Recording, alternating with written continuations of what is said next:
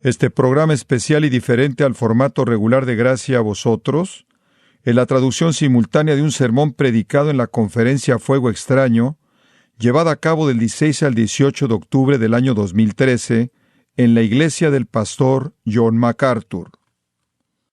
Bueno, en esta noche el enfoque de nuestro estudio en esta noche será otra teología histórica, otro panorama teológico histórico de un asunto crítico que tiene que ver de una manera maravillosa con esta conferencia entera, y el tema que se me ha pedido enfocar y explicar, y lo hago con gusto, es el compromiso puritano con la sola Escritura. Surgiendo de la Reforma en el siglo XVI, fue tocada una trompeta que levantó los corazones de todo el pueblo de Dios. Esa trompeta tocada fue un llamado a la sola Escritura, la cual es una frase latina para referirse a las Escrituras únicamente. Realmente fue el fundamento de las otras cuatro solas: sola gratia, sola fide, solus Christus y soli Deo gloria. Y estas cinco encajan realmente como una afirmación, declaración de la verdad del Evangelio verdadero Salvador de Jesucristo. Piensa en ello de esta manera. Piensa en un templo antiguo magnífico, y el cimiento sobre el cual todo descansa es sola Escritura. Todo aquello en lo que creemos, todo lo que obedecemos, todo lo que consideramos como de valor en las convicciones de nuestra alma está basado sobre el cimiento estable de sola Escritura. Roma dijo: colocamos las Escrituras, pero es las Escrituras más, las Escrituras y la tradición de la Iglesia, las Escrituras y las jerarquías eclesiásticas, las Escrituras y los concilios de la Iglesia, las Escrituras y la autoridad papal. Los reformadores dijeron: no, de regreso a la Biblia, es sola las Escrituras, sola Escritura, las Escrituras únicamente, y si alguna otra cosa es añadida al cimiento de la Iglesia, prácticamente va a romper el cimiento y no va a sostener la enseñanza y predicación del Evangelio de Jesucristo. Al mismo tiempo dijeron no a los anabautistas y a los libertinos que querían añadir sus sueños y visiones y sus nuevas revelaciones y sus revelaciones proféticas, y los reformadores dijeron no. Son las Escrituras únicamente. Sobre este cimiento hay tres pilares inmensos que realmente enmarcan el Evangelio y sostienen el alto el Evangelio en su proposición más básica y elemental: sola gratia, sola fide, solus Christus. La salvación es por gracia únicamente, a través de la fe únicamente, en Cristo únicamente.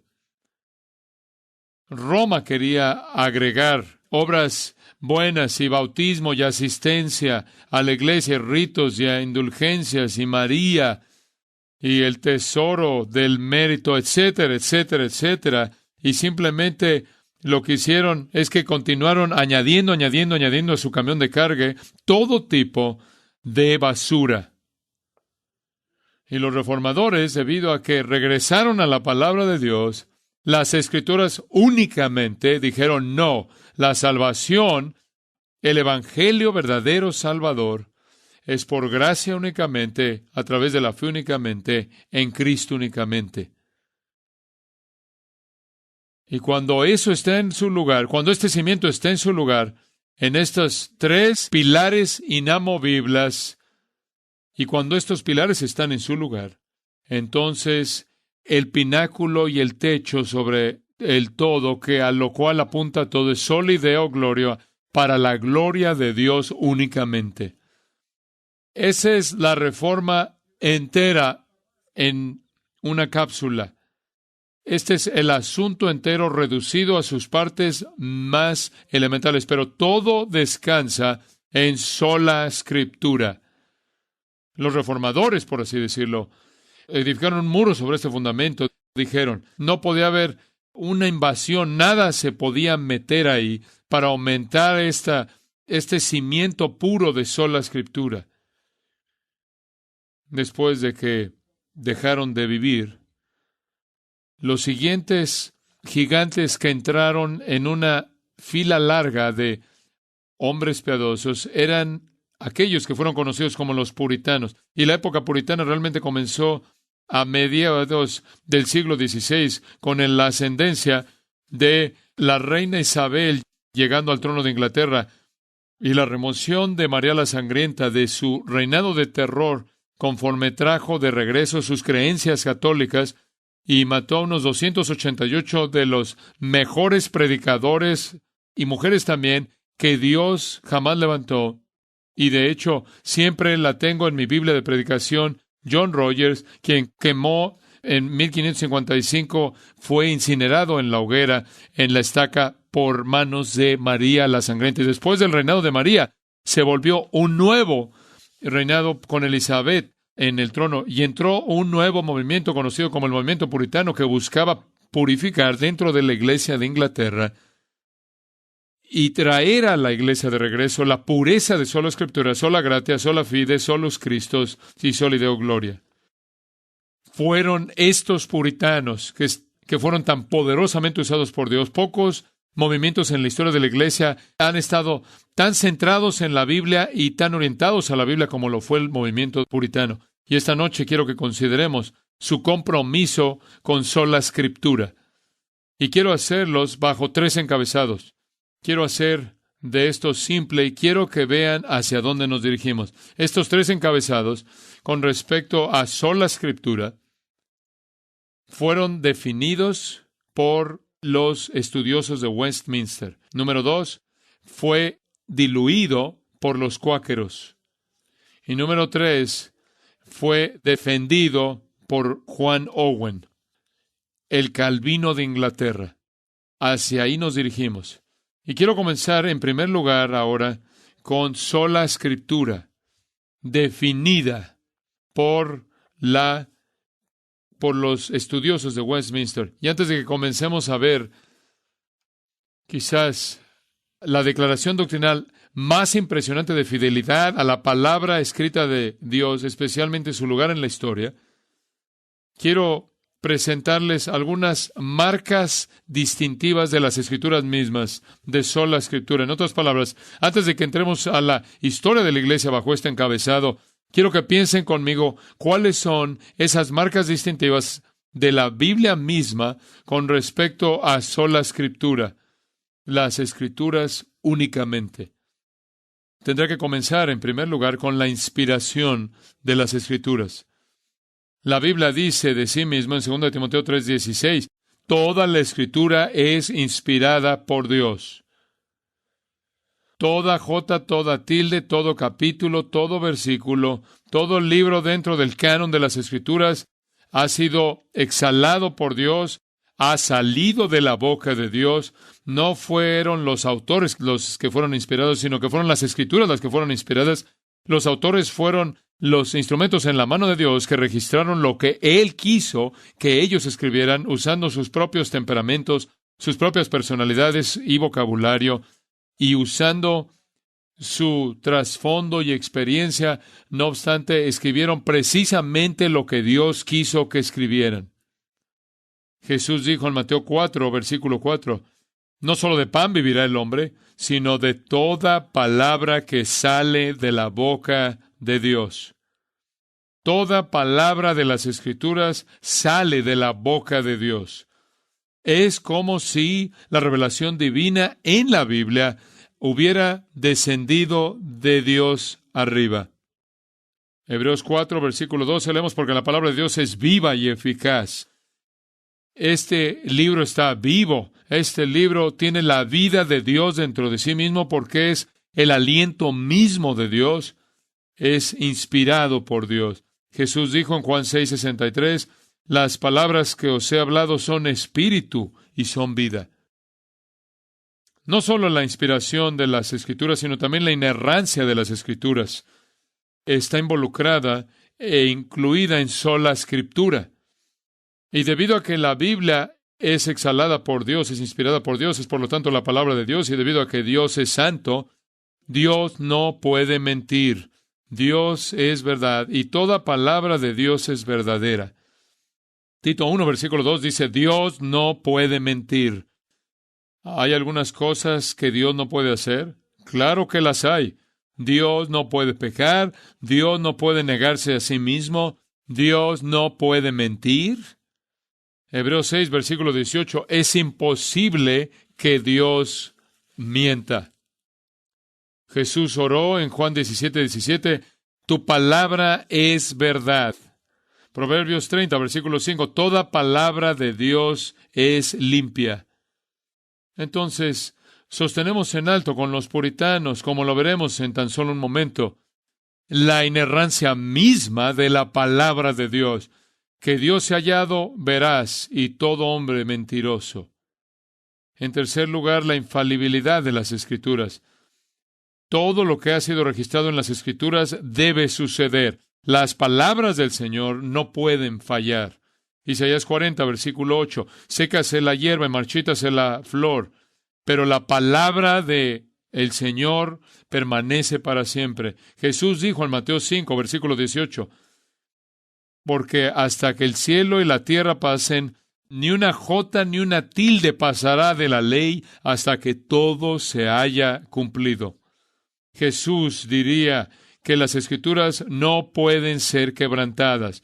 Juan 10, versículo 35. Y después, en cuarto lugar, la autoridad de las Escrituras, que debido a que la palabra de Dios es inspirada, es infalible, es inerrante, viene con la autoridad de Dios mismo.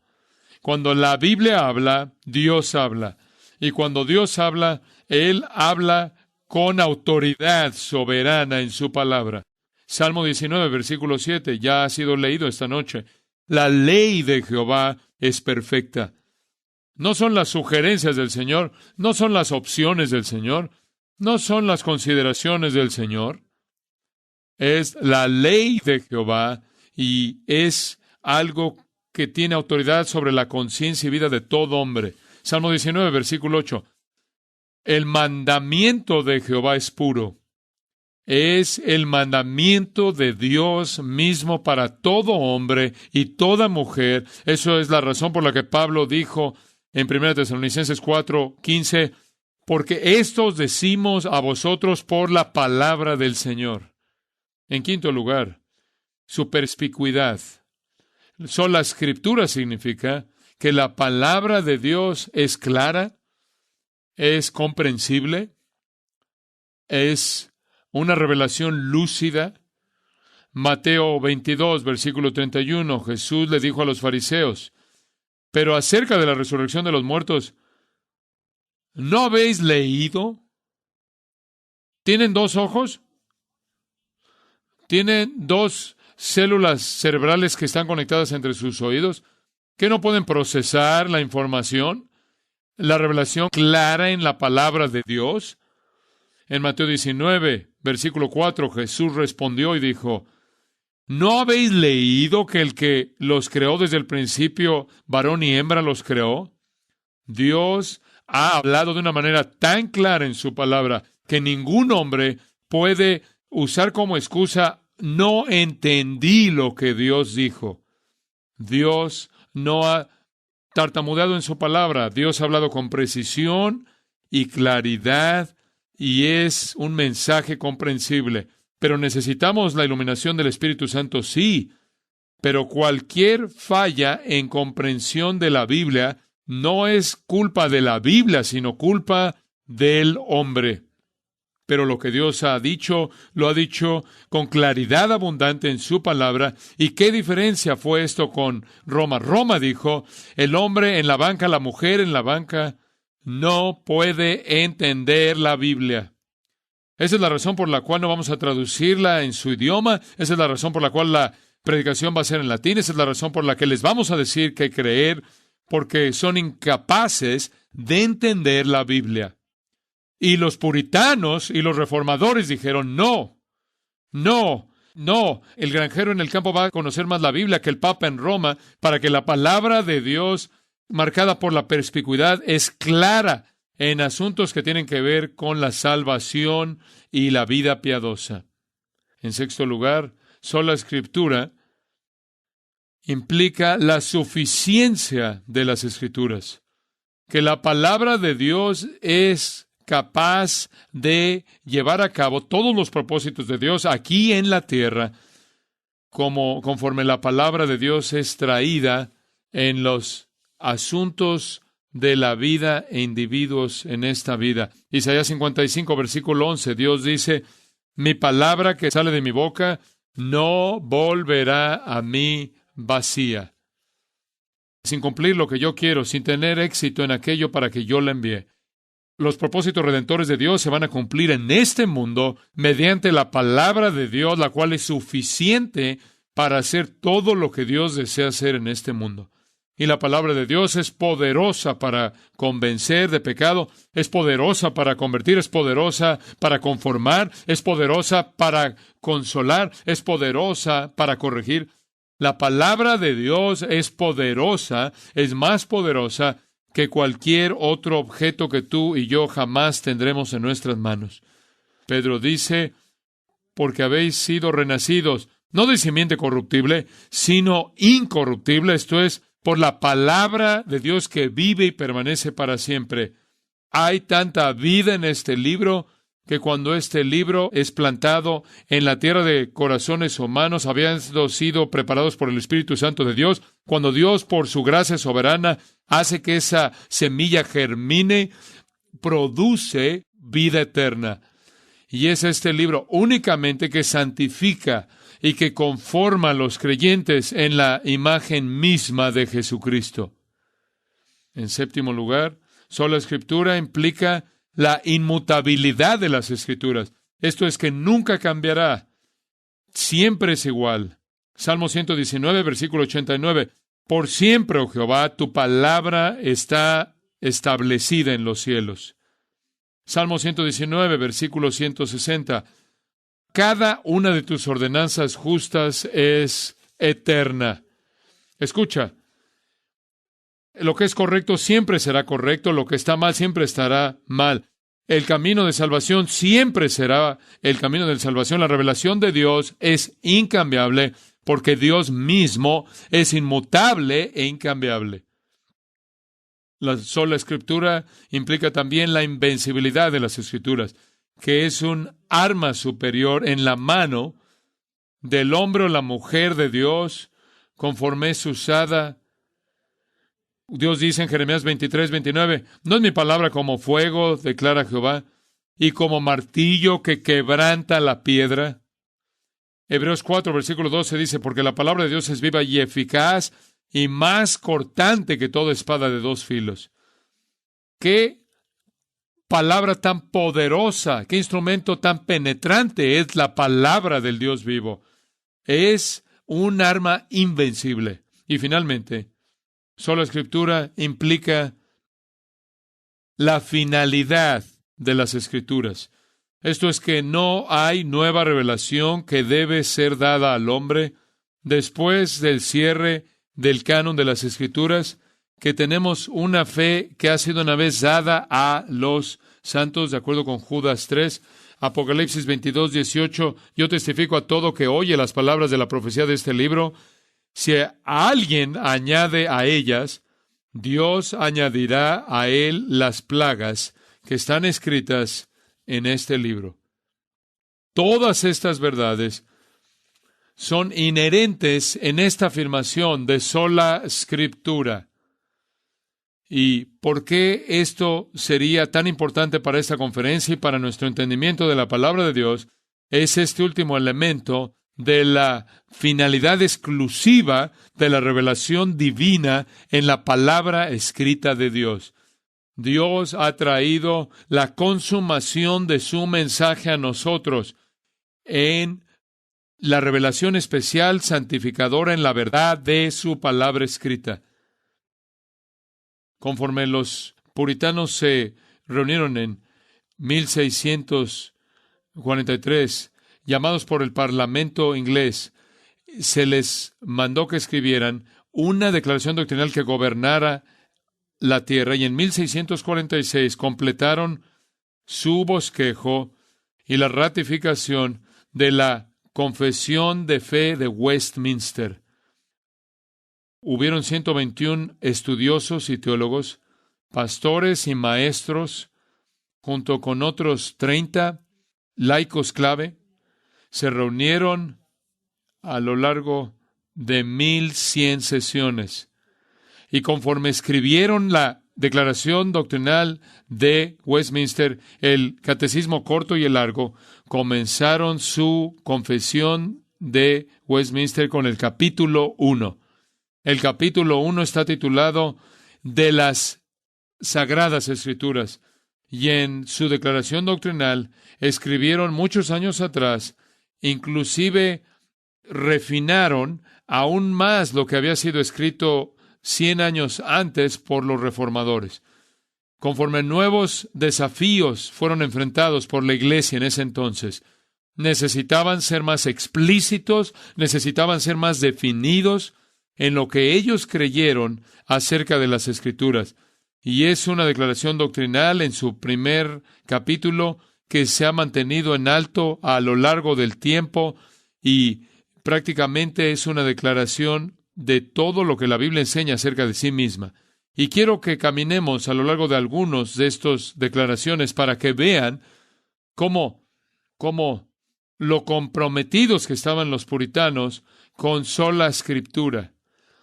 Y van a ver algunas declaraciones algunas oraciones que se van a proyectar aquí en la pantalla arriba de mi cabeza. Y los he resumido, los he seleccionado para que sean comprensibles y fácil de leer.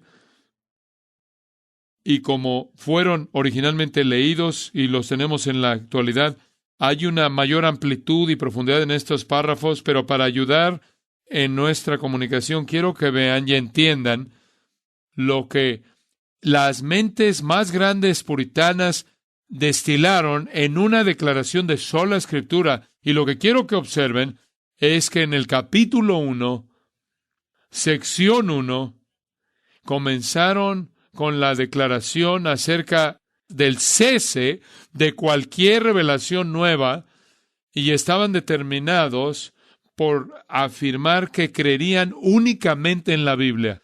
Entonces noten, si son tan amables, en la primera sección del capítulo 1, consideraron necesario que tiene que ser escrito para que el mensaje sea preservado, para que el mensaje sea propagado por todos lados con una uniformidad de declaración. Y para ello Dios determinó registrar la Biblia y la expresó de manera escrita. Y como dice al final de esta primera sección, dice, esas maneras anteriores en las que Dios reveló su voluntad a su pueblo, ahora, noten las últimas dos palabras, ahora cesó. Esto está al principio de la confesión Westminster de fe. No hay lugar alguno para dar margen a esto. Estos eruditos puritanos, esta generación más grande de creyentes que se han congregado en el Reino Unido, ellos comenzaron con esta afirmación de cesacionismo. Sección 2, hablan de la inspiración y la autoridad de las Escrituras. Y en el número 2, todas las Sagradas Escrituras, las cuales son dadas por inspiración de Dios. Ahora, dice, no Dios y hombres, sino, no inspiración de hombres, sino inspiración de Dios. Sería 100% la palabra no adulterada, incambiable de la mente y voluntad de Dios revelada al hombre. Y después concluye, para que sea la regla, la norma de fe y vida. Noten, por favor, esa palabra norma, que tiene la autoridad sobre nuestras vidas para gobernarnos, para dictar, a lo cual nos sometemos con gusto. En la tercera sección, tuvieron el cuidado de declarar que el apócrifo, los libros apócrifos, no están incluidos en el canon de las Escrituras. Los libros comúnmente llamados como apócrifos no son parte del canon de las Escrituras.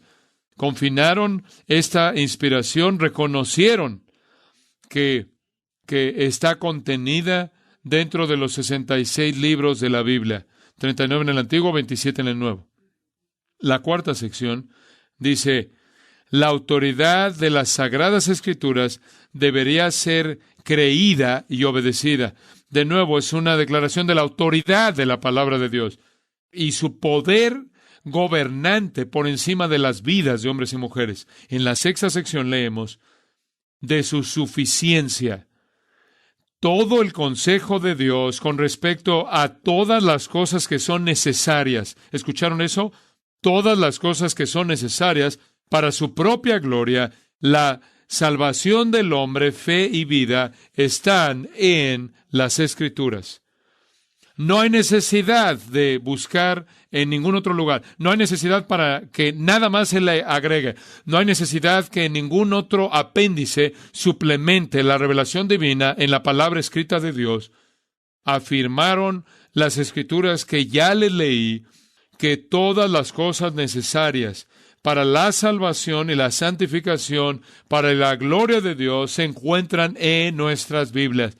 Este es un punto muy importante. Y al final de esta presentación, Juan Owen va a ser el que va a entrar para responder prácticamente lo que van a decir los cuáqueros y va prácticamente a presentar su defensa sobre la perfección y suficiencia de la palabra de Dios. Y va a decir, adiós, aléjense, quiten sus nuevas revelaciones y visiones y sueños. Tenemos la palabra de Dios escrita que es toda suficiente.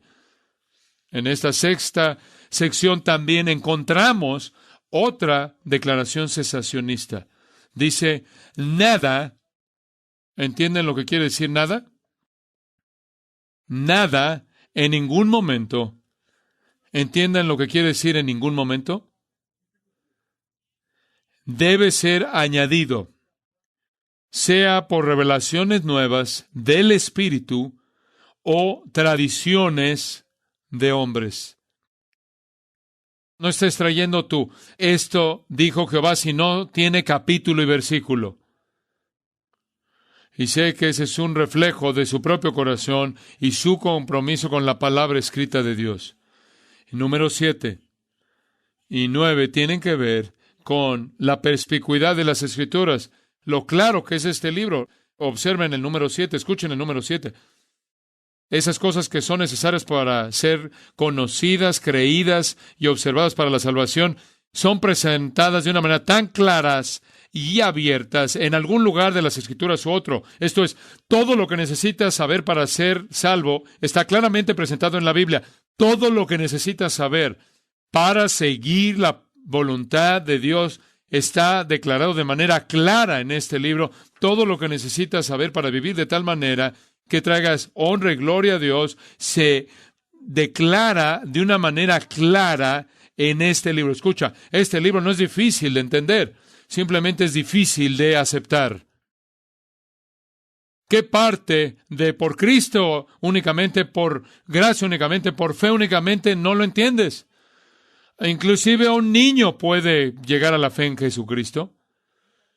Observa lo que proceden a decir en la misma sección, en el 7, que no solo los preparados, sino que también los no preparados, tanto el príncipe como el pordiosero, pueden alcanzar un entendimiento suficiente de estas cosas.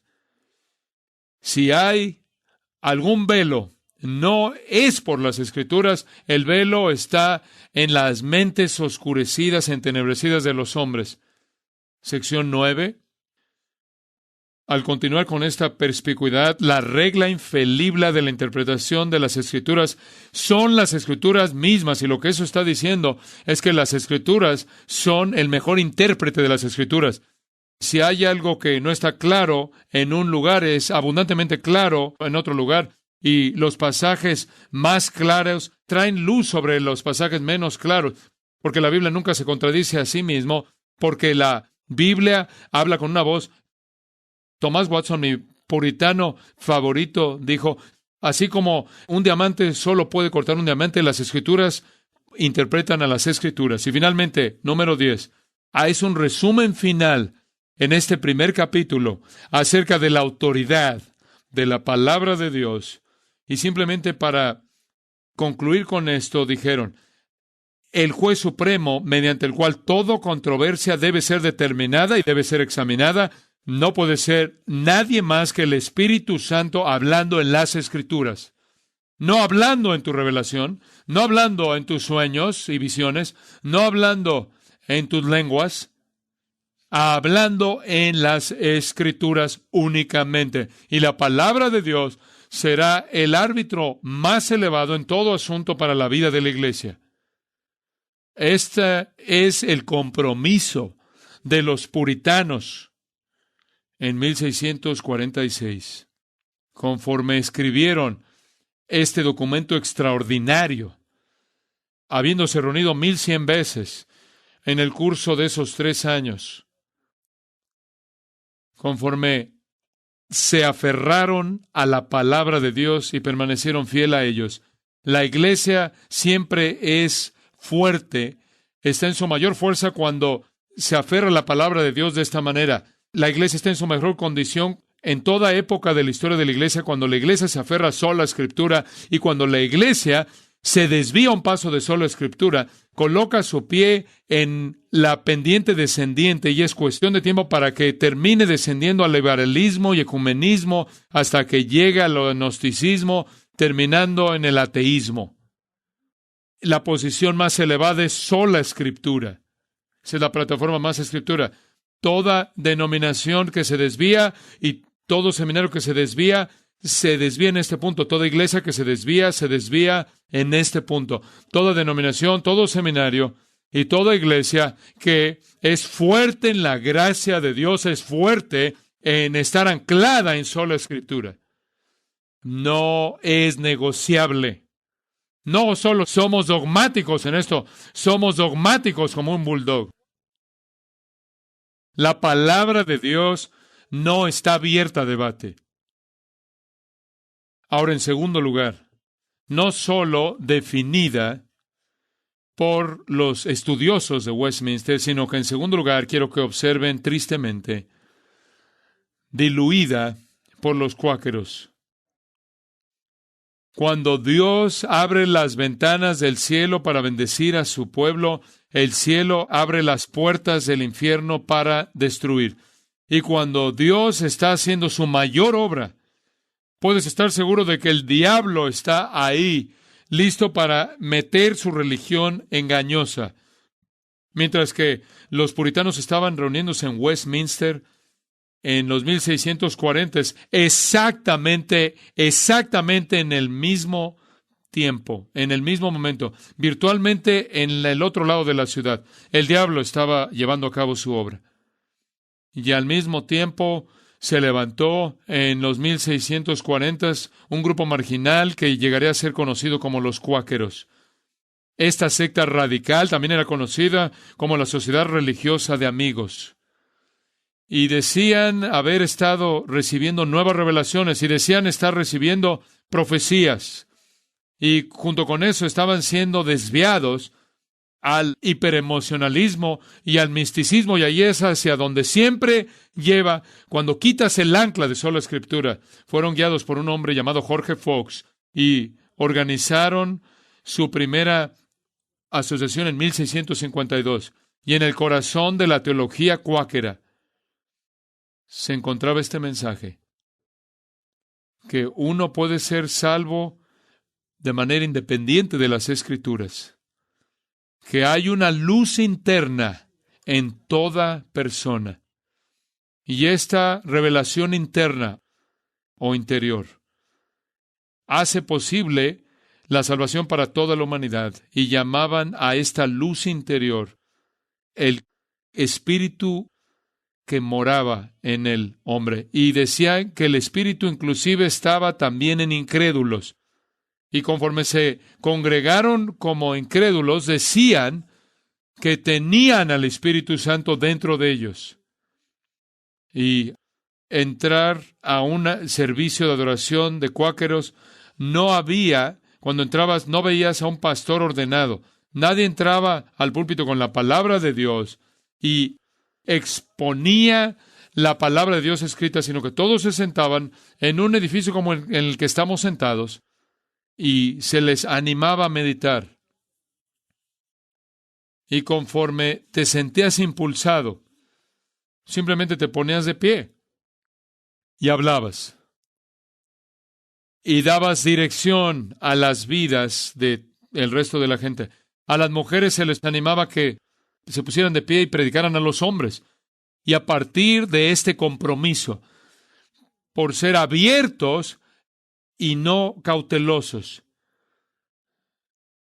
a creer en la revelación continua del Espíritu, fueron llevados a todo tipo de experiencias místicas y patrones aberrantes, lo cual incluía desnudarse como una señal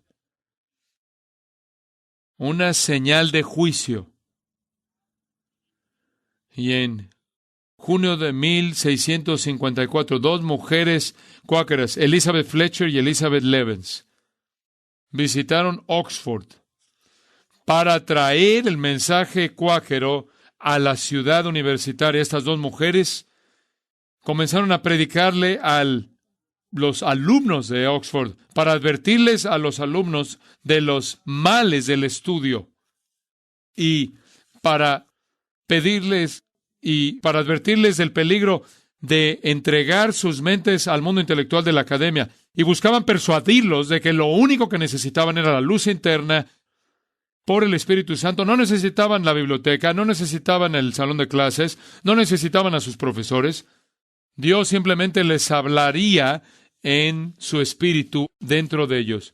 Y ese mensaje cayó en oídos sordos.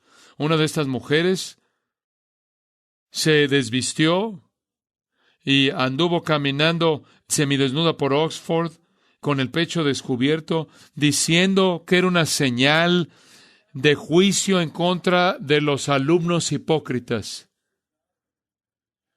Un acto tan extraño como este muestra claramente la tendencia inherente, cualquier movimiento, por exaltar lo que ellos pensaban que era el Espíritu Santo y entrar en conducta ilógica e irracional aberrante. Pero, ¿qué es más aberrante que estar corriendo semidesnudo? Son las declaraciones absurdas y las acciones aterradoras de tantos líderes carismáticos del día de hoy. Lo que vimos frente a nuestros ojos el día de hoy durante la sesión de preguntas y respuestas es aún más absurdo, en mi estima, que estas mujeres que se quitaron la ropa y andaban caminando desnudas. Escuchen lo que dijo Marilyn Hickey de TVN, y uno de los oradores invitados en una conferencia de Biblia carismática. Ahí tiene una contradicción de términos. Y cito: ¿qué necesitas? Comienza a crearlo. Comienza a hablar de ello. Comienza a hablar para que exista. Háblale a tu fajo de billetes diciendo: tu fajo de billetes grueso, lleno de dinero. Les voy a dar la nota a pie de página si quieren. Háblale a tu chequera. Dile: tu chequera, tú. Les dije, esto va más allá de desnudarse. Tu chequera nunca ha sido tan próspero desde que te poseí. Tú simplemente estás lleno de dinero, ¿no es cierto? Eso no es todo lo que estaba lleno de algo. Kenneth Copeland, hablas de cosas aberrantes. Tú no tienes a Dios en ti. Tú eres uno. No te molestes cuando la gente te acusa de pensar que eres Dios. Órate a ti mismo. Esto va más allá de andar caminando desnudo. Tienes la misma fe creadora y habilidad dentro de ti que Dios usó cuando Él creó los cielos y la tierra. Simplemente crea tu propio universo en el cual vivas, tu propio mundo de fantasías. Kenneth Copeland dijo: Dios es un ser que tiene una estatura entre 1,90 y 1,95. ¿Allá hay un alto concepto de Dios para ustedes? Él dijo: yo no predico doctrina. ¿O te creemos en eso? Estamos de acuerdo en eso. No predico doctrina, yo predico fe. Sí, fe en ti mismo, fe en el diablo.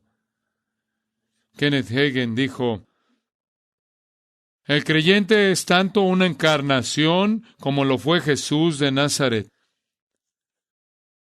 Fred Price dijo, debes tener una fe del Rolls Royce. Y Benny Hinn dice, ¿estás listo para un conocimiento realmente revelador? Tú eres Dios. Los cristianos son pequeños mesías. Los cristianos son como pequeños dioses. Digo, nunca, jamás, nunca vayas al Señor y digas, si es tu voluntad. Él dice, nosotros los cristianos poseemos poder en nuestras bocas para sanar o matar, así como las brujas lo poseen. Tienes razón. Dijo, somos pequeños mesías, todo lo que Jesús jamás fue. Les estoy diciendo, tomas un paso lejos de sola Escritura.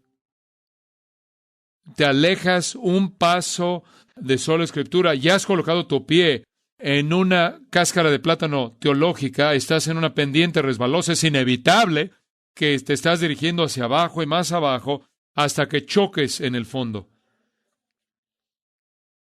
En esto consistía este movimiento cuáquero. Hay una razón por la que le llamaban cuáquero. Porque en sus servicios estaban sacudiéndose y se entregaban a sacudir. De hecho, al venir a las colonias, en algunos lugares, de hecho, se les llamaban los sacudidores. Esto me lleva al número 3. Sola Escritura defendida por Juan Owen. No fue coincidencia en absoluto que en ese mismo campus, en la Universidad de Oxford, sentado como el vicerregente, colocado ahí por Oliver Cromwell, el señor protector de Inglaterra, presidiendo en toda la academia de la universidad prestigiosa de Oxford, la figura más importante, y estaba ahí el genio teológico de Juan Owen. Dios lo tenía ahí. Y si alguien podía diseccionar la teología cuáquera, podía ser el gran puritano Juan Owen. Fue Juan Owen el que se convirtió en el capellán personal de Oliver Cromwell. Fue Juan Owen quien predicó al Parlamento. Fue Juan Owen quien, un día después de que Carlos I fue decapitado al final de la monarquía, Juan Owen se dirigió al Parlamento. Este hombre brillante, cuyos escritos teológicos toman 23 volúmenes en el estudio de un pastor, se entregó a sí mismo a combatir esta partida emocional de sola Escritura con sus nuevas revelaciones, y Juan Owen afirmó el problema más profundo, el cual era sola Escritura. Él prácticamente fue a la médula y realmente enfrentó este asunto de sola Escritura. Fue en 1659 que Juan Owen respondió a esta afrenta cuáquera escribiendo una de sus obras más importantes, cuyo título es Una defensa de las Escrituras Sagradas contra los fanáticos. Capítulo 1, capítulo 2, capítulo 3, capítulo 4. Quiero concentrarme en el capítulo 3. El título del capítulo 3 es Acerca de la perfección de las Escrituras. Y Juan Owen va a presentar sus argumentos en contra de las locuras de estos excesos carismáticos en base al cimiento seguro de la perfección de la palabra de Dios. Juan Calvino, un siglo antes, como lo vimos ayer, habló de este asunto mismo con los libertinos y los anabautistas con precisión teológica al ligar la palabra y el espíritu y el asunto apostólico, y que los milagros acompañaban a los apóstoles porque revelación nueva fue dada. Juan Owen iba a presentar su defensa desde otro ángulo. Él escogió defender su posición en base a la perfección de la palabra escrita de Dios, como lo es presentada desde Génesis a Apocalipsis, que tiene todo lo que la iglesia y todo lo que cualquier creyente jamás necesitará para sus vidas espirituales. El tener revelación de Dios ya está en la Biblia, no hay nada que añadirse, es perfecta tal como está. Y cualquier intento por añadir o aumentar a la palabra escrita de Dios, de hecho es un ataque en contra de la perfección de las Escrituras. John Owen comenzó su defensa con esta afirmación. Y lo he destilado. Y créanme que estas son oraciones largas y párrafos pesados, y los he destilado para hacer que sea fácil para nosotros de digerir. Él escribe: las Escrituras son la regla establecida, esto quiere decir inmutable, ordinaria, en contraste a extraordinario, la revelación. Estas son los medios de gracia ordinarios, perfectas, lo cual significa que no puede mejorarse, no le falta nada a la palabra de Dios, e inconmovible. La regla inconmovible en toda generación, en todo continente, en toda época, en todo lugar, para toda iglesia y para todo creyente. Son la regla para la adoración divina, como ya explicó el Dr. MacArthur. Es nuestro deber más elevado delante de Dios. Las Escrituras no dan lugar. ¿Entienden lo que quiere decir? No dan lugar. No dan lugar, no dejan lugar alguno para ninguna revelación nueva. Y si estás buscando algunas de estas revelaciones nuevas carismáticas, es debido a que no entiendes la perfección de la palabra de Dios escrita. John Owen, entonces, conforme presenta su defensa, dice: ¿cuál es el uso práctico de las Escrituras? Lo cual quiere decir, ¿de qué nos sirve? ¿Cuál es el uso práctico de las Escrituras si es tan incompleta como para necesitar hombres mortales pobres que le estén añadiendo continuamente? ¿En dónde está su perfección?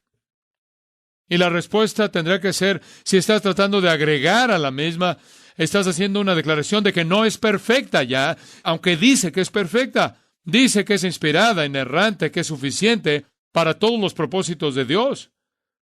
John Owen, entonces, enlista 7 párrafos consecutivas, y los he reducido conforme explica en este tratado en una defensa de las Escrituras sagradas en contra de los fanáticos. Número 1. Dios ha revelado en la Biblia todo lo que es necesario para nuestra salvación y para capacitarnos para adorarle.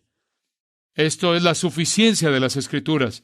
Todo lo que tú necesitas bajo el ministerio del Espíritu Santo se encuentra en tu Biblia escrita para llevarte a Cristo y para llevarte a la piedad y para llevarte hasta el cielo. Número 2. Una declaración acerca de la perspicuidad de las Escrituras. Todo esto está revelado en los libros de la Biblia, sea de manera expresa o de manera que se pueda deducir. En otras palabras, o es explícito o implícito, pero está declarado en las Escrituras y es hecho de tal manera que es de una manera clara. En otras palabras, Dios sabe cómo comunicarse. Dios puede comunicarse mejor que cualquier otra persona en este lugar. Y lo que Dios ha dicho en su palabra es abundantemente claro. Y los asuntos importantes de la salvación y santidad. Número 3. No hay lugar alguno para revelaciones nuevas. Eso es exactamente como concluye el libro de Apocalipsis en Apocalipsis 22:18, que si alguno añadiere a este libro, las plagas escritas en este libro serán agregadas a él. Esta es una advertencia terrible para cualquier persona que quiera añadir a la consumación de la palabra escrita de Dios. No hay absolutamente lugar para revelaciones nuevas para nuestra salvación y la adoración aceptable de Dios. Número 4. Él dice, es arrogancia del grado más elevado y orgullo, que meros hombres propongan asuntos innovadores de fe o práctica no revelados por Dios mismo en su palabra. Él dice, es la epítome de la arrogancia y el orgullo, como si necesitaras algún tipo de revelación especial, como si fueras alguien muy especial, que tú eres mejor que cualquier otra persona en el mundo, que simplemente tiene que operar por la Biblia, que tú eres tan especial que Dios te va a tener que dar una revelación privada mística simplemente para ti. ¿Qué tan egoísta eres? Es arrogancia, es orgullo. No, lo que Dios le ha dicho a todo mundo, se lo dice a ti. Número 5. Como las enseñanzas de los fanáticos, estos aquellos que reciben nuevas revelaciones y excesos hiperemocionales, ya como las enseñanzas de los fanáticos contienen asuntos que no están en las Escrituras. Este es el consejo de Owen a su generación. Evítalos como algo diabólico, despreciable, inútil, sin fundamento y falso. Es del diablo. Y no necesitas lo que él está vendiendo. Número 6. Esta supuesta luz interna, subjetiva, este supuesto mensaje del Espíritu Santo intuitivo, subjetivo, que no viene mediante la palabra de Dios escrita, Owen dice, desviará la atención de la perfección de la Biblia. Simplemente te va a alejar y te va a llevar al mundo de fantasía. Te va a alejar de donde debes estar colocando tu ancla en la palabra escrita de Dios. Te va a llevar a aquello que es inútil y falso. Número 7. La Biblia es una regla completa y perfecta. Desde que se completó el canon de las Escrituras, no hay nuevas revelaciones. Ninguna revelación nueva debe ser esperada o admitida. Él está cerrando la puerta y poniéndole llave en contra de cualquier revelación nueva. Y después él añade, si las Escrituras son perfectas y están completas, y lo están, si las Escrituras son perfectas y están completas, entonces, ¿qué necesidad tenemos de nuevas revelaciones y entusiasmo desenfrenado? Esta es una pregunta retórica, la pregunta a la cual es tan obvia, por ello Owen ni se molesta por responderla. Es una pregunta retórica, la respuesta es 0. Y después, finalmente, todos estos caminos, refiriéndose a los abusos de los cuáqueros en esta luz interior, esta nueva revelación, esta guía, estos impulsos místicos, intuitivos, subjetivos, son inciertos, peligrosos, inútiles y totalmente innecesarios. Deben ser rechazados y evitados. Un hombre a quien leí acerca de esto, que ha escrito el prefacio de este tratado, una defensa de las Escrituras contra los fanáticos, Stephen Coe, dice,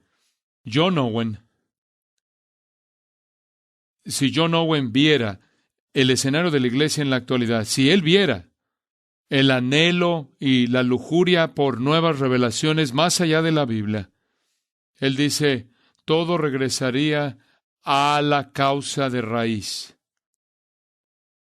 de no estar convencidos de la perfección de la palabra escrita de Dios. 1662 es un día que vivirá en la infamia en la historia de la Iglesia. Fue en 1662, 2 años después de que Carlos II regresó para restaurar la monarquía en Inglaterra. Conforme los puritanos estaban tratando de purificar la iglesia en Inglaterra y esparcir su influencia de sola escritura a lo largo del Reino Unido, el Parlamento inglés presentó el acto de uniformidad, diciendo que todo predicador en la iglesia de Inglaterra tenía que suscribirte para prescribir oraciones prescritas y maneras de adorar a Dios, y debes firmarlo, y debes someterte. Y la conciencia de los puritanos estaba ligada a sola Escritura. No podían violar su propia conciencia. Y en agosto 24 de 1662, una de las épocas más oscuras en toda la historia de la Iglesia, 2,000 puritanos, 2,000 predicadores puritanos fueron expulsados de sus púlpitos en lo que es llamado la gran expulsión. Fueron expulsados de sus ministerios, expulsados de sus iglesias, expulsados de sus púlpitos. Y en 2 años después, el Parlamento presentó un decreto que prácticamente prohibió a estas escrituras de predicar en hogares privados y en lugares públicos, y 1 año después presentaron un decreto y les prohibieron acercarse a 8 kilómetros de cualquier ciudad. Y cuando llegara el momento para ellos de morir, inclusive sus cuerpos no podían ser sepultados dentro de las paredes de la ciudad o dentro de los cementerios de la iglesia. Cuando voy a Inglaterra, cuando voy a Londres, el primer lugar al que voy es a Smithfield, para ponerme de pie ahí donde ardió en la estaca John Rogers en manos de María la Sangrienta, y cerca de ahí donde los puritanos fueron sepultados, afuera de los límites de la ciudad. Fue una señal de rechazo, fue una señal de repudio. Ellos fueron considerados como Cristos crucificados afuera de la ciudad. En Bonhill Field, ahí este campo está dentro de ahora de la ciudad de Londres, pero en ese entonces era un lugar de ignominia, de rechazo total. Y conforme llegas ahí a Bonfield, a este lugar, ahí ves la tumba de Juan Owen. Juan Owen, doctor en divinidad. Ahí ves la tumba de Juan Bunyan, quien escribió ese clásico, El progreso del peregrino. Ahí ves la tumba de Isaac Watts. Oímos ese gran himno cantado en esta noche. Cuando veo la maravillosa cruz en la cual el príncipe de gloria murió, mi más grande ganancia cuento como pérdida. Ahí yace Thomas Goodwin, otros gigantes puritanos, muchos de los cuales no tienen ni siquiera lápida, solo fueron apilados uno sobre otro, sobre otro, sobre otro, conforme murieron en anonimidad. Estuvieron dispuestos a comprometerse con su vida y su muerte sobre sola Escritura. Que nosotros aquí en esta noche tengamos una cláusula cesacionista en nuestra declaración doctrinal, que no seamos dados a los excesos de esta época, que estemos firmes, arraigados en la palabra de Dios únicamente, que la palabra de Dios regule y gobierne la totalidad de nuestras vidas y que la palabra de Dios regule nuestra predicación de la palabra, que regule nuestra adoración de Dios, que regule nuestra comunión unos con otros, que la palabra de Dios regule nuestras vidas diarias, que la palabra de Dios regule nuestros ministerios y que la palabra de Dios regule nuestros pasos conforme nos apuramos a llegar a la tumba, y que la palabra de Dios y la palabra de Dios únicamente sea nuestra norma de fe y nuestro estándar para lo que es verdad en este mundo. Que Dios nos dé mucha gracia para permanecer fieles a la palabra de Dios. Oremos. Padre, oro porque tú lleves a cabo tu obra en nuestros corazones, que seamos hallados una generación fiel aquí en la tierra. Señor, deseamos ser parte de un remanente que permanezca fiel al libro y al libro únicamente. Señor, oro porque tú nos des entendimiento a partir de las Escrituras que hemos visto en esta noche, de su inerrancia hasta su infalibilidad, hasta su inspiración, a su suficiencia, a su inmutabilidad, hasta su invencibilidad y su finalidad. Y Dios, que tú nos hagas poderosos en la palabra. Y no simplemente que estemos comprometidos con la palabra, sino que confesemos la palabra, que prediquemos la palabra, que proclamemos la palabra, compartamos la palabra, cantemos la palabra, aconsejemos con la palabra, que sigamos la palabra y abracemos su enseñanza, porque es una lámpara a nuestros pies y la interna a nuestro camino, es un fuego en nuestros huesos, es la espada del Espíritu en nuestro lado.